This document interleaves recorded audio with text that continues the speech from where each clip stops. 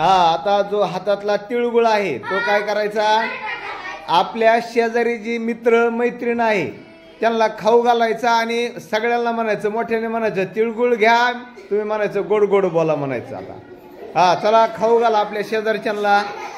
हा चला, हा ए असं, हा हा सुरू, हा तिळगुळ घ्या. अरे वा वा वा वा, एकमेकांना खाऊ घातला ना. हा आता हा, कुणाला जोडीदार नव्हता, हा चल त्याला खाऊ घालतो मी, चल तिळगुळ घ्या. अरे वा वा वा, म्हणजे तुम्ही आता कसे बोलणार आहे सगळे, गोड गोड, म्हणजे गोड खाल्ल्यावर कसं बोलणार.